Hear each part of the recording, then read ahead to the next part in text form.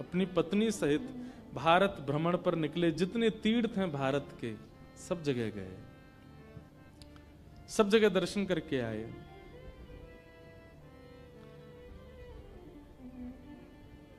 पास के कर्नाटक में एक विजयनगर नाम का एक स्थान है, वहां के राजा पुरंदरदास जी के परम भक्त हो गए।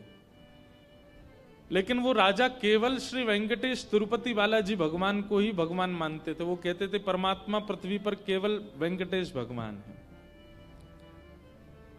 तो पुरंदरदास जी को लेकर के वेंकटेश भगवान के दर्शन करने को गए। आपने वहां जाकर के भी ठाकुर जी का संकीर्तन गाया। और सबसे बड़ी बात थी, श्री पुरंदरदास जी की जिस जिस प्रांत में गए वहां की भाषा में कीर्तन गाते थे। कर्नाटका में, मलयालम में, कन्नड़ में, तेलुगु में, मराठी में, बंगला में, उड़िया में, सारे भाषाओं में आपने, मतलब कैसा दंड भोगा इन्होंने कि ऐसे नहीं ठाकुर जी ने कह दी तीर्थ चले जाओ तो सबरे तीर्थ घूम आए एक साथ ही।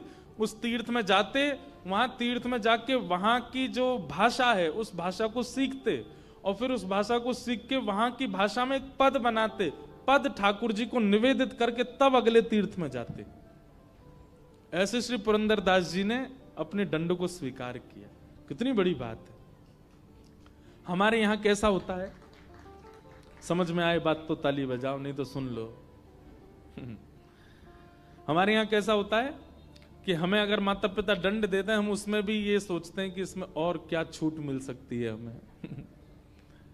बच्चों को कई बार स्कूल में पनिशमेंट मिलता है, चलो हाथ खड़े करके बाहर चले जाओ। टीचर को लगता है बाहर भेज देना बहुत घातक है, इस बच्चे को थोड़ी अंदर फील होगी कि मुझे क्लास से बाहर कर दिया। पर बाहर जाके बच्चा बड़ा खुश होता है, वो हाथ नीचे और कर लेता है, और कभी यूं से यूं कर लेगा, ऐसे से ऐसे कर लेगा। हमको भी खूब पनिशमेंट मिले ना स्कूल में। क्लास में खड़े रखना वो ज्यादा घातक है, क्योंकि हाथ नीचे होता है तो टीचर चिल्लाते हैं सीधे करो। इससे बढ़िया तो बाहर भेज दे, बढ़िया है, नजारा दिखता रहता है, ठंडी हवा लगती रहती है, आने जाने वाले बच्चों से थोड़ी बातचीत भी हो जाती है। हम लोग कैसे दंड लेते हैं, जो दंड हमको मिला है उसमें भी हम कटौती करते हैं, उसमें भी हम थोड़ी बहुत रिलीफ कैसे मिले ये देखते हैं। पर भक्त ठाकुर जी के द्वारा प्रदत्त दंड को भी उत्सव मना देता है। पुरंदरदास जी ने उस दंड को उत्सव मना दिया। ठाकुर जी ने कहा हर तीर्थ का दर्शन करके आओ, भारत में जितने तीर्थ हैं सब जगह जाओ। उस तीर्थ में जाते और इतने दिन रहते कि वहां की भाषा आ जाए, और फिर उस भाषा में एक पद बनाते, ठाकुर जी को निवेदित करते, निवेदित करने के बाद फिर प्रणाम करके अगले तीर्थ में जाते। एक अच्छा खासा समय तीर्थ में व्यतीत करते। ऐसे श्री पुरंदर जी। तो तिरुपति बालाजी विजयनगर के राजा इनको ले गए, बोले यही परमात्मा है। तो एक बार इन्होंने कहा देखो ये परमात्मा है, और शास्त्रों में भी पता वर्णन है तिरुपति बालाजी साक्षात परमात्मा है। यदि साक्षात भगवान श्री वैकुंठ यदि कहीं है तो तिरुपति है। लेकिन श्री पुरंदर जी बोले कि हमारे पंढरपुर में श्री पंढरीनाथ भगवान, एक बार उनका दर्शन करो। तो विजयनगर के राजा फिर पंढरपुर आए, और जैसे ही पंढरीनाथ भगवान की छवि को देखा, कमर पर हाथ, सुंदर ते ध्यान उभे विटेवरी, सुंदर ते ध्यान उभे विटेवरी, सुंदर ते ध्यान उभे विटेवरी, सुंदर ते ध्यान कर कटावरी थे बुनिया, सुंदर ते ध्यान उभे विटेवरी, सुंदर ते तुलसी हार गला कासे पीतांबर, तुलसी हार गाइए, ये तो आपकी भाषा में है। हरी मैया ऐसे गा रहे हैं जैसे आज एकादशी आप लोगों की है। भाई हम वृंदावन के मराठी में गा सकते हैं, आप तो महाराष्ट्र के हो, क्यों नहीं गा रहे हो? कैसे हैं ठाकुर जी? तुलसी हार गला कासे पीतांबर, तुलसी हार। बहुत बढ़िया भाई लोग पास हो गए हमारे। एक बार भाइयों के लिए ताली बजाओ। माताओं की आवाज नहीं निकल रही है। अभी नवरात्रि खत्म हो गया, एकादशी भी चली गई। आज कौन सी? आज त्रयोदशी है? अब तो द्वादशी है। आवड़े निरंतर आवड़े तेची रूप सुंदर ते ध्यान, उभे विटेवरी सुंदर ते ध्यान, हे उभे विटेवरी सुंदर ते ध्यान। मकर कुंडले तलपति श्रवणे, मकर कुंडले तलपति, कंठी कौस्तुभ कंठी कौस्तुभ मणि विराजित सुंदर ते ध्यान, उभे विटेवरी सुंदर। तुका मणे माझे हेची सर्व सुख, तुका मणे माझे हेची सर्व सुख, पाहिन श्रीमुख पाहिन श्रीमुख, आवणिने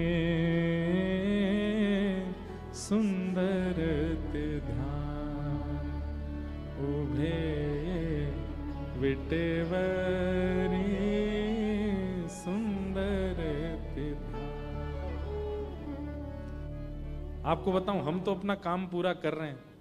जैसे पुरंदर जिस नगर के ठाकुर जी के दर्शन करने जाते हैं उसी प्रांत की भाषा में कीर्तन कर देते हैं। हम जगन्नाथपुरी जाते तो वहां उड़िया में कीर्तन सुनाए जाते ठाकुर जी को। महाराष्ट्र आए तो अब यहाँ मराठी में गा देंगे। अभी हम गुजरात जा रहे हैं, यहाँ से कथा करें, वहां गुजराती में गाएंगे। हम तो पुरंदर दास की तरह अपनी लीला कर रहे हैं पूरी। आप सोचो, महाराष्ट्र में रह के मराठी नहीं गा रहे हो, लेकिन आप सब जब गा रहे थे ना, एक एक रोआ खड़ा हो रहा था। गाया कीजिए। देखो, दुनिया के लिए नहीं गाना है, दुनिया के लिए नहीं नाचना है, दुनिया के लिए ना रोना है, दुनिया के लिए ना चलना है, दुनिया के लिए ना सजना है, ना संवरना है। ये सारे गुण केवल ठाकुर जी के लिए करना। गाना भी उन्हीं के लिए, नाचना भी उन्हीं के लिए, हंसना भी उन्हीं के लिए, हंसाना भी उन्हीं के लिए, सजना भी उन्हीं के लिए, सब कुछ उन्हीं के लिए करो। यही भक्त का स्वरूप होता है। विजयनगर के राजा ने जैसे ही पंडरीनाथ भगवान का दर्शन किया, आहा, वो तो मोहित हो गया। वो कहते हैं फिर लीला हुई, ठाकुर जी फिर कुछ दिन विजयनगर में विराजे उस राजा के सुख के लिए। कथा है और गुरुजनों से सुन के फिर सुनाऊंगा उसको। तो पुरंदर दास सारे नगरों में जाते और सब प्रांतों में, तीर्थों में जाकर के वहां के ठाकुर जी का कीर्तन गा करके उनको आनंदित कर देते। अब ऐसा होने लगा कि पुरंदर दास जैसे ही प्रवेश करते थे मंदिर में सुगंधी तो रहती ही है, लेकिन पुरंदर दास के आते ही अद्भुत सुगंधी वातावरण इतना सुगंधित हो जाता और श्री ठाकुर जी ऐसे चमकने लग जाते जैसे कोई मणि चमक रही हो। अब तो ये होने लगा कि लोग बाग समझ जाते थे, जैसे ही सुगंधी आती ठाकुर जी चमकते तो सब पीछे देखते जरूर पुरंदरदास आया होगा। उसको देखने के लिए ठाकुर जी लालायित रहते थे। ये वही हैं 1 रुपया 1 कील के पीछे वो कर दिया था। ठाकुर जी को जिस पर कृपा करनी होती है वो कितना भी अधम हो, अधम को भी अपना परम भक्त बना लेते हैं। बस कृपा होनी चाहिए। अब इसमें एक बात आएगी तो आप लोग कहीं ये सोचने लग जाओ हम भी कंजूस हो जाएं, हम पे भी हो जाए कृपा। आपने कथा सुन ली, अब नहीं होगा ये काम। नहीं सुनी होती और आप कंजूस स्वाभाविक होते तो कुछ होता भी। अब सुनकर के अगर दोष उत्पन्न करने जाओगे तो मार और पड़ेगी ठाकुर जी से, नहीं होगी कृपा। तो कहीं इससे आप प्रेरित मत हो जाना कि पुरंदरदास पर भी तो कितनी कृपा। दूसरी बात, पुरंदरदास भले कंजूस था पर उनकी धर्म पत्नी वो तो भक्त थी ना, उसकी कृपा से उसको ठाकुर जी मिल गए। भाई देखो, पाणी ग्रहण संस्कार ब्याह होता है ना, वो पत्नी का नाम पाप पत्नी नहीं है, भोग पत्नी नहीं, उसका नाम ही है धर्म पत्नी। वो जो भी धर्म करेगी अगर चाहेगी तो आपका कल्याण होगा उससे। इसलिए भैया रोज हाथ जोड़ा करो इनके आगे, थोड़ा बहुत हमको भी दे देना अपना पुण्य। वैसे पत्नियां अपने लिए करती नहीं है, वो करती अपने पति बच्चों के लिए, वो अपने लिए करती कहां है। दुनिया में जितने भी पुरुष सर्वश्रेष्ठ हो रहे हैं वो सब अपनी पत्नी की कृपा से ही हो रहे हैं। और इसका प्रमाण लक्ष्मी जी इन्हीं की कृपा से ये इतने पूज रहे हैं पूरी दुनिया में। पत्नी का बहुत बड़ा रोल होता है पति को कुछ बनाने में। तो अब पुरंदरदास की बड़ी ख्याति हो गई। पूरे पंढरपुर में या तो भीड़ पंडरीनाथ जी के दर्शन करने को होती है या पुरंदर के दर्शन करने को होती है। लोग उनका कीर्तन सुनने जाते थे, बैठते थे। वैष्णव को चाहिए अगर बहुत मान सम्मान प्रतिष्ठा मिलने लग जाए तो प्रतिष्ठा देने वाले को रोक तो नहीं सकते, पर हाथ जोड़ करके उसी समय नेत्र बंद करके ध्यान करे कि हे नाथ मैं इस लायक नहीं हूं, ये सब आपकी कृपा है, ये आपका ही है। ठाकुर जी बोले अब थोड़ी सी और परीक्षा ली जाए पुरंदरदास की। पहले तो इसको हमने अत्यंत कंजूस से अपना दास बना लिया, अब ये दास बन गया है, अब इसका मन कैसा है इसकी थोड़ी परीक्षा ली जाए। तो पंढरपुर में एक नृत्यांगना थी, एक नृत्य करने वाली, बहुत अच्छा नृत्य करती थी वो। उसका नृत्य देखने के लिए बड़े बड़े दूर से लोग और कुछ मनचले लोग ही जाते हैं देखने के लिए। लेकिन वो थी तो नृत्यांगना, अपना जीवन यापन करने के लिए नृत्य करती थी, पर श्री पंडरीनाथ भगवान से बहुत प्रेम करती थी, भक्त थी। लेकिन मजबूरी में उसको ऐसा करना पड़ता था क्योंकि घर चलाना है।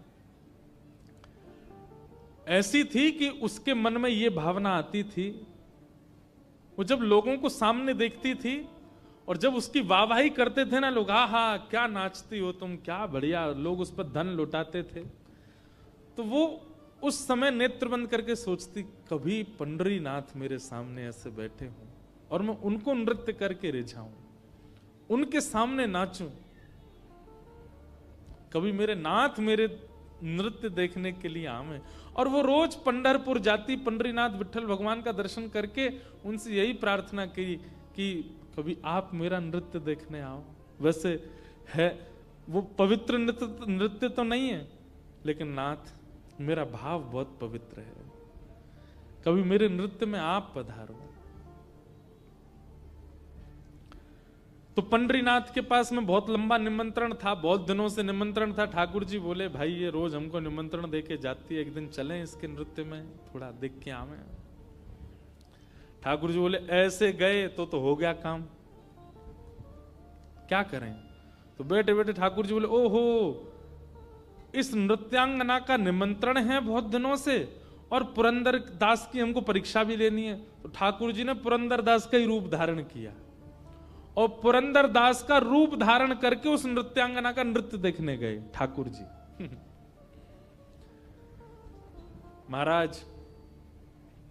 जैसे ही पुरंदर दास का उस सभा में प्रवेश हुआ, सब हक्का बक्का रह गए और सबके मुंह पे आता, अरे ये पुरंदर दास यहां। औरों की तो चले क्या, वो नृत्यांगना भी रुक गई, पुरंदर दास आए नृत्य देखने। आए तो जो खा पी रहे थे लोग वो सब सतर्क हो गए, सब सम्मान करते थे उनका, थोड़े दूर खड़े हो गए, सब हाथ जोड़ करके सबने मुंह पोंछा, अपने हाथ वाथ धो लिए, भैया पुरंदर दास आए, कुछ कहने आए होंगे।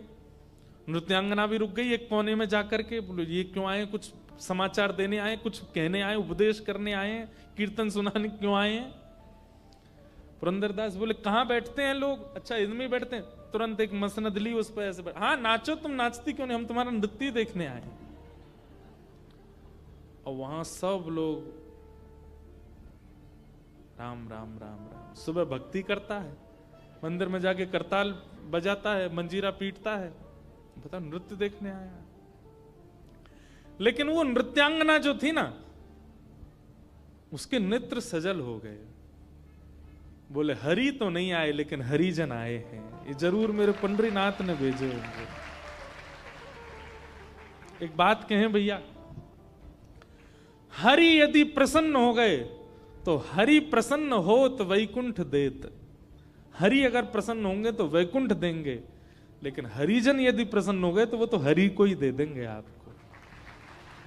इसलिए हरि प्रसन्न हो इसकी ज्यादा इच्छा मत रखो, हरिजन प्रसन्न हो, हरि के भक्त प्रसन्न हो। नृत्यांगना तो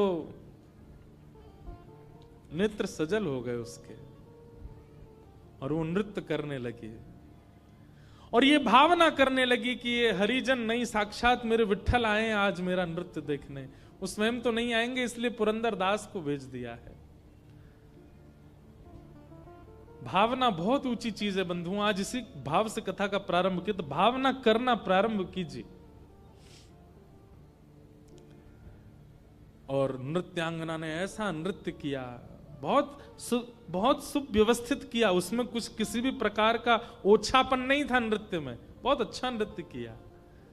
और नृत्य करके जब नृत्य में द्रुत गति उसने पकड़ी, पुरंदर दास तो ताली बजाने लगे, पुरंदर दास भी नृत्य करने लगे। अब संग वाले कहे राम राम राम, ये तो क्या जमाना आ गया, कलयुग, घोर कलयुग आ गया है।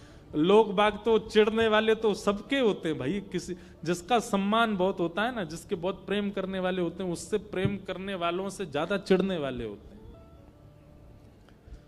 अब तो वही सब जो पहले से वहां बैठे थे वो दौड़ दौड़ करके गए और नगर के लोगों को निमंत्रण, आओ आओ आओ दिखाएं, तुमको दिखाएं, देखो वहां नृत्यांगना का नृत्य देखने कौन आया।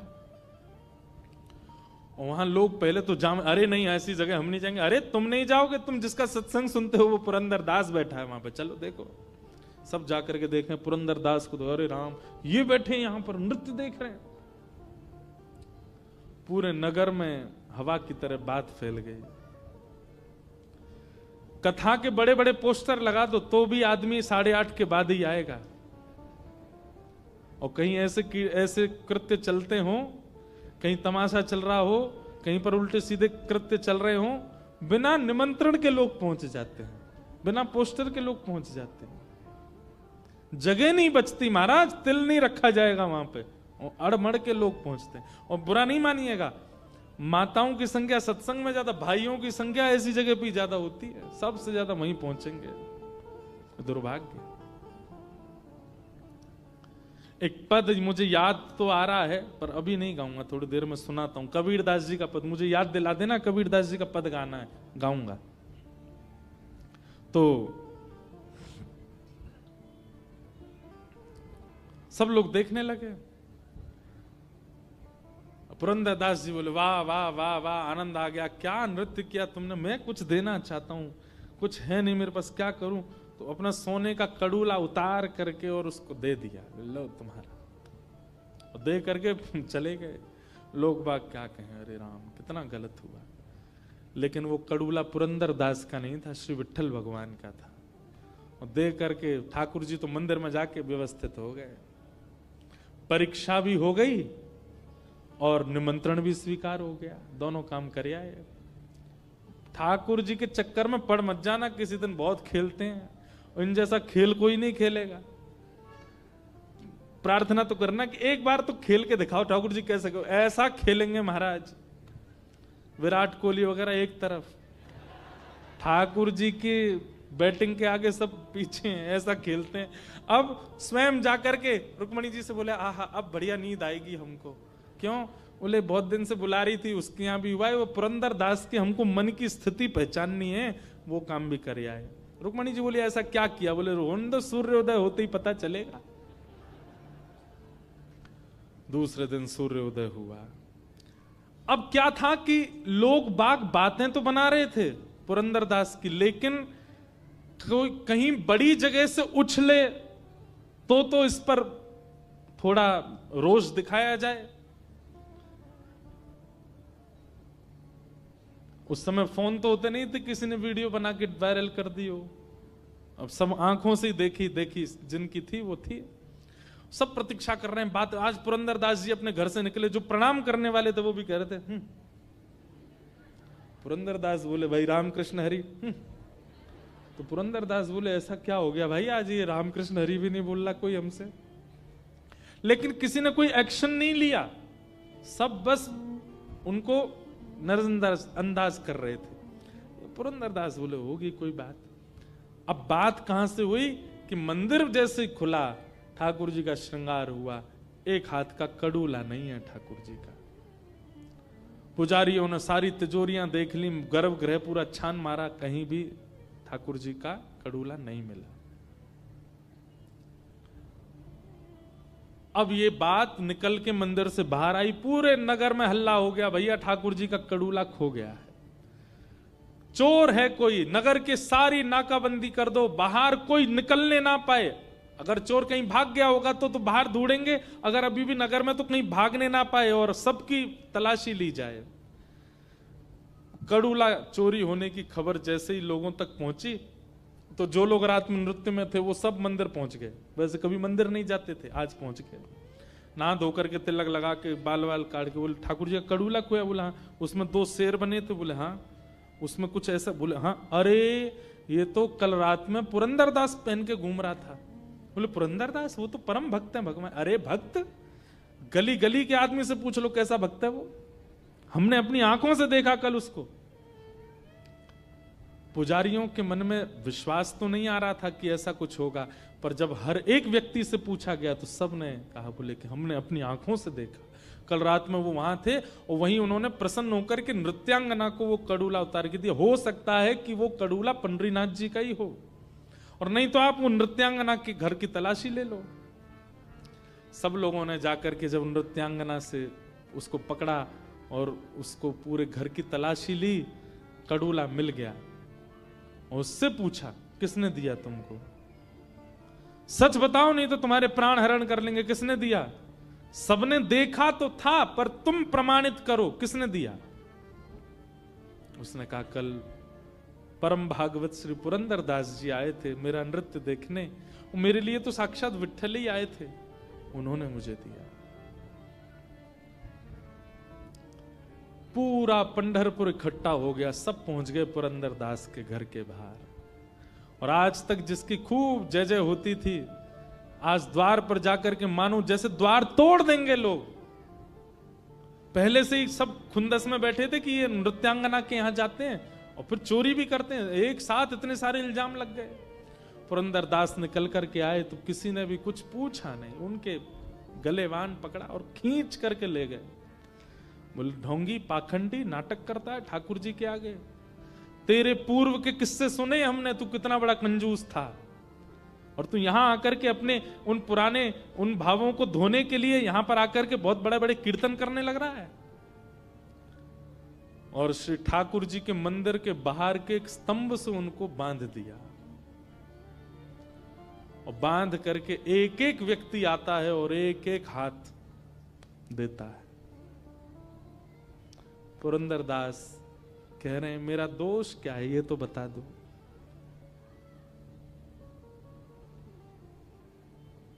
लोग कहते हैं तू दोष पूछता, तुझे नहीं पता तूने क्या किया, और मारो इसको। वही मनचले व्यक्ति जो रात को वहां नृत्यांगना के यहां जाते थे, वे सब आज लाइन में खड़े हैं पुरंदरदास के मारने के लिए।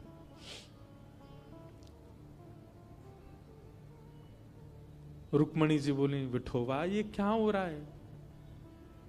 ठाकुर जी बोले, मुझे पीड़ा तो है पर मुझे ये परीक्षा लेनी है थोड़ी सी, ताकि भक्तों को पता चले कि मेरे वैष्णव कैसे होते हैं। रुक्मणी बोले, आप इतने निष्ठुर कैसे होते? बोले, निष्ठुरता नहीं, पुरंदर के हृदय में झांक करके देखो, वो जिस अवस्था में है, जिस स्थिति में है, ऐसी स्थिति में अगर कोई व्यक्ति आएगा तो उसके मन में क्या आएगा?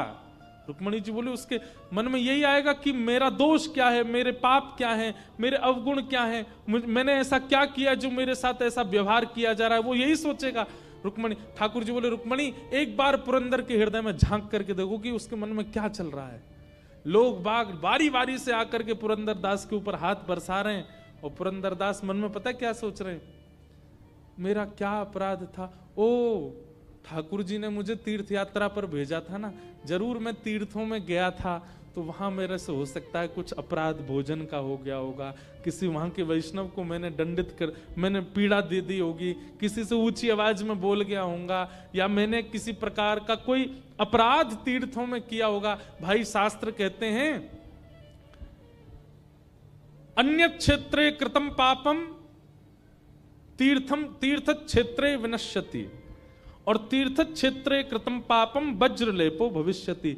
आप पूरी दुनिया में कोई भी पाप करोगे, तीर्थ में जाने से आपका वो पाप नष्ट हो जाता है, पर तीर्थ में यदि कोई पाप आपसे हो गया तो वो तो पत्थर की लकीर है, उसको कोई नष्ट नहीं कर सकता। अगर जगन्नाथपुरी, बद्रीनाथ, द्वारिका में आपने कोई पाप किया, पत्थर की लकीर है, वो तो आपको भोगना ही पड़ेगा, वो मिटेगा नहीं। तुरंत ये बात सोच करके और पुरंदर हंसने लगे, बोले, वाह वाह, जय हो विठ्ठल भगवान, तुम्हारी जय हो।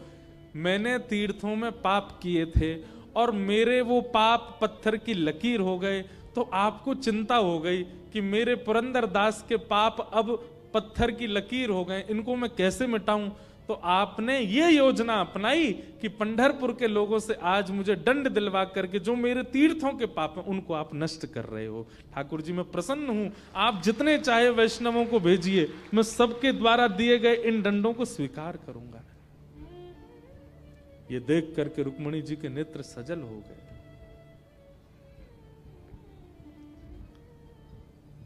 सुनने में बहुत आसान लग रहा है बंधुओं,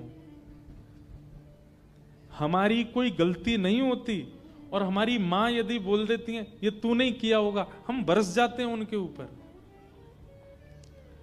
पत्नी की कोई गलती ना हो और पति कुछ कह दे तो पत्नी 4 दिन तक बात नहीं करती पति से। हम लोग एक गलत इल्जाम हम पर लग जाए उसके लिए हम संबंध तक तोड़ने को राजी होते हैं। भाई भाई को छोड़ने को तैयार होता है, पति पत्नी एक दूसरे का त्याग कर देते हैं, बच्चे माता पिता का त्याग कर देते हैं। लेकिन यहां पुरंदर दास को अपना दोष नहीं पता और ऐसी स्थिति में भी उन पर बरसाए जा रहे हैं सबके हाथ, और वो खुद ही सोच रहे हैं मेरा दोष क्या होगा, और खुद ही सोच रहे हैं कि ये मेरे साथ, मैं तो निवृत्त किया जा रहा हूं, मैंने जरूर दंड पाप किया होगा, विठ्ठल भगवान को चिंता होगी इसका पाप कैसे दूर हो, इसलिए इन सब से पिटवा के मेरा पाप दूर कर रहे हैं। वो तो अच्छा है, मैं पिट लेता हूं। ये श्री पुरंदरदास जब रुक्मणी जी ने देख लिया, पंडरीनाथ भगवान के आगे हाथ जोड़े, मैंने देख लिया नाथ, मैं आपसे प्रश्न करती रहती हूं कि ऐसा क्या है इन भक्तों में, इनका नाम गुणगान गाते हो आप, रात भर करताल बजा करके घुंघरू पहन करके नृत्य करते हो, ऐसा क्या करते हैं भक्त? केवल भोगी तो लगाते हैं, तिलक ही तो अर्पित करते हैं, आपको आके प्रणामी तो कर देते हैं, माला ही तो पहना देते हैं, और क्या करते हैं? आज आपने मुझे दिखा दिया कि भक्त कैसे होते हैं नाथ, अब रोकिए, मुझसे देखा नहीं जा रहा है। और तभी मंदिर के गर्भगृह के भीतर से श्री पांडुरंग भगवान बोल पड़े, अरे पंढरपुर वासियों सावधान हो जाओ, तुम जिस पुरंदर को स्पर्श कर रहे हो, जिस पर तुम हाथ बरसा रहे हो, ये उसका अपराध नहीं है। रात्रि में उस नृत्यांगना का निमंत्रण स्वीकार करने मैं ही गया था, पर मैं अपने रूप में नहीं जा सकता था, इसलिए मैं पुरंदर दास का रूप धारण करके गया था, मैंने ही उसको अपना कड़ूला दिया था, उसको कुछ मत कहो। ये सुन करके सब लोग रोने लगे, सब दंडवत हो गए, पुरंदर दास जी को हृदय से लगाने लगे। जहां जहां उनको चोट आई थी सब पुजारी जन बैठ कर के उनको मल्लम पट्टी करने लगे और सब श्री पंडरीनाथ भगवान के आगे नतमस्तक हो गए। जय हो विट्ठल भगवान, आपकी जय हो। ऐसे हमारे ठाकुर जी,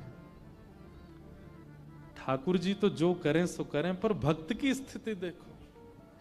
हम अपने आप को भक्त कहते हैं, मत कहा कीजिए भक्त। हम सहन करना जानते नहीं, हम लोग इस स्थिति में रह नहीं सकते, हम भक्त कहते हैं अपने आप को। ऐसे श्री पंडरीनाथ भगवान को हम बारंबार प्रणाम करते हैं। बोलो पुरंदर दास की, पुंडलीक वरदा श्री हरि विठ्ठल ज्ञान देव तुकाराम, श्री पंडरीनाथ भगवान की जय। जय श्री राम, जय जय श्री राम, जय जय श्री राम। ऐसे ठाकुर जी को हम बारंबार प्रणाम करते हैं। और भी ठाकुर जी के मंगल चरित्र सब हम सुनेंगे। बंधुओं, कल से प्रयास कीजिए कि आप सब 6 बजे ही, उससे पहले ही यहाँ आ जाएं, ताकि 9 बजे तक कथा का विश्राम हो और खूब भाव से हम लोग कथा पूरी करके फिर यहाँ से जा सकें। आइए कुछ पंक्ति वृंदावन रसामृत पद की गा करके हम लोग कथा को विश्राम देंगे। श्यामा हृदय कमल सो प्रगट्यो, श्यामा हृदय कमल सो प्रगट्यो, राधा हृदय कमल सो प्रगट्यो, राधा हृदय कमल सो प्रगट्यो, और श्याम हृदय तू भाई, वृंदावन मेरो वृंदावन, वृंदावन मेरो वृंदावन, हे श्री वृंदावन प्यारो वृंदावन, श्री वृंदावन प्यारो वृंदावन, जिनकी कृपा से यह रस प्रगट्यो, वृंदावन अभिराम,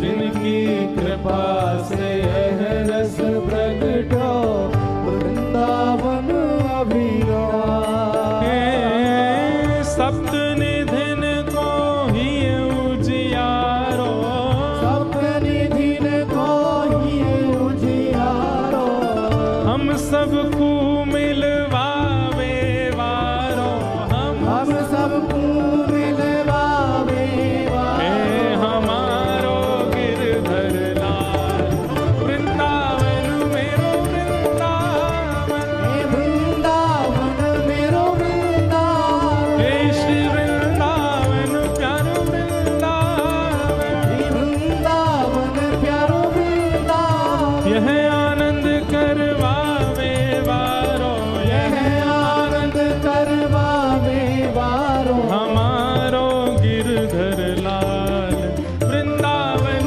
मेरो वृंदावन, वृंदावन मेरो वृंदावन, हे श्री वृंदावन प्यारो वृंदावन। श्री वृंदावन प्यारो वृंदावन। एक पंडरीनाथ भगवान के लिए भी हमने 2 पंक्ति लिखी हैं, वो भी गाओ।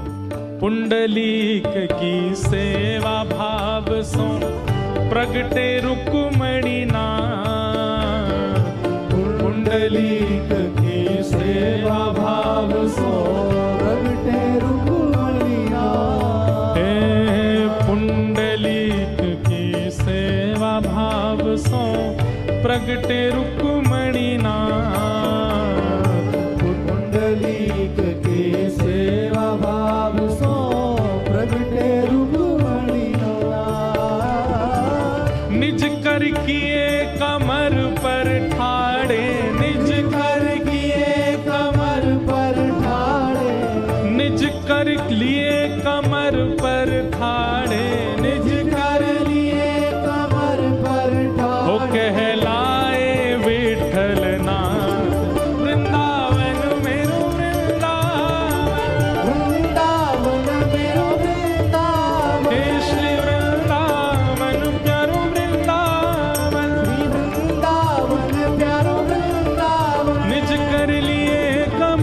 पर ठाड़े, कर लिए कमर पर वो कहलाए विठल नाथ।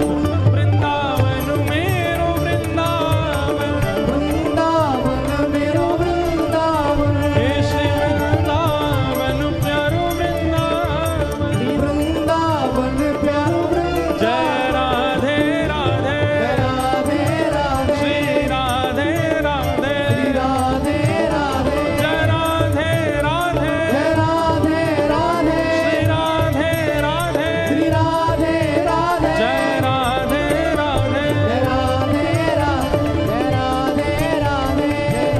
राधे, जय राधे राधे, जय राधे राधे, जय राधे राधे, जय राधे राधे, जय राधे राधे, जय राधे राधे, जय राधे राधे, जय राधे राधे, भुजा उठा के, राधे, जय राधे राधे, राधे राधे, श्री राधे राधे, जय राधे राधे, जय राधे राधे, राधे राधे, श्री राधे राधे, राधे राधे, जय जय श्री राम, जय जय श्री राम, जय जय श्री राम।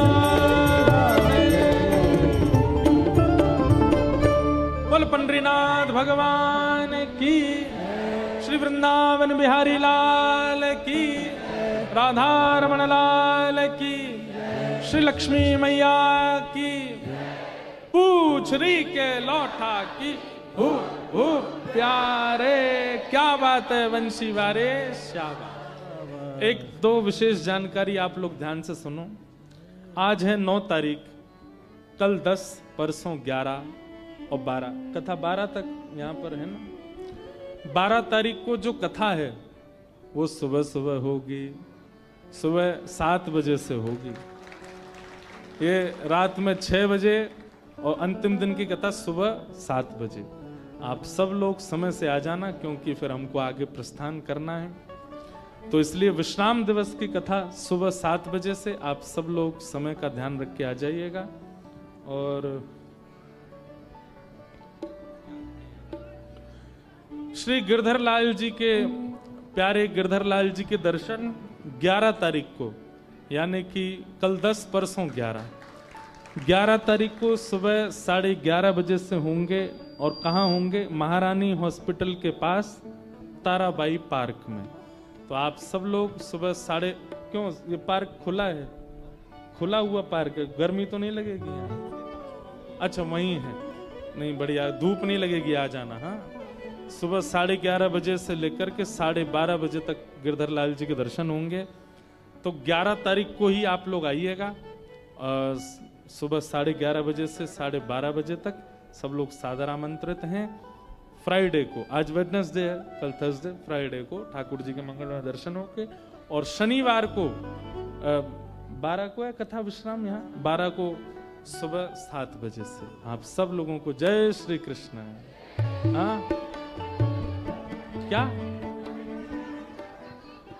अच्छा, कबीरदास जी का पद अब तो खड़े हो गए सब लोग, कल सुनाएंगे पक्का। कल पद पक्का का कल याद दिला देना हमको। लेट याद दिला रहे हो भैया आप लोग, कल जल्दी याद दिला देना।